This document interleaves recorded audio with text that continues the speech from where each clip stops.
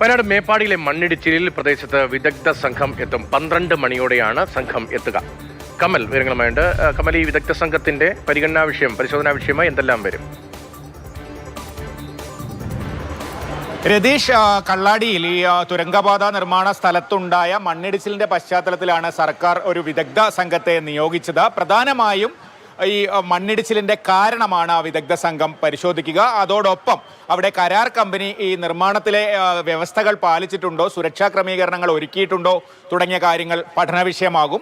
അതോടൊപ്പം വിവിധ മന്ത്രാലയങ്ങൾ, കേന്ദ്ര വനം പരിസ്ഥിതി മന്ത്രാലയം ഉൾപ്പെടെ നൽകിയ അനുമതികൾ, അതിലെ വ്യവസ്ഥകൾ അത് കൃത്യമായാണോ നടക്കുന്നത് തുടങ്ങിയ കാര്യങ്ങളൊക്കെ സംഘം വിലയിരുത്തും.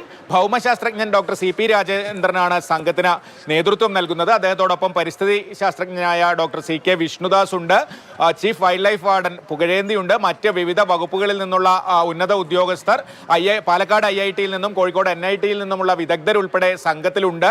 ഒരു മാസത്തിനകം റിപ്പോർട്ട് സമർപ്പിക്കാനാണ് സംസ്ഥാന സർക്കാർ നിർദ്ദേശിച്ചിട്ടുള്ളത്. എന്തായാലും കള്ളാടി ആനക്കാമ്പോയിൽ തുരങ്കപാതയുടെ ഭാവി തന്നെ നിർണ്ണയിക്കുന്ന ഒരു റിപ്പോർട്ടായിരിക്കും ഈ വിദഗ്ധ സംഘത്തിൻ്റെത് എന്നാണ് കരുതുന്നത്. രതീഷ്.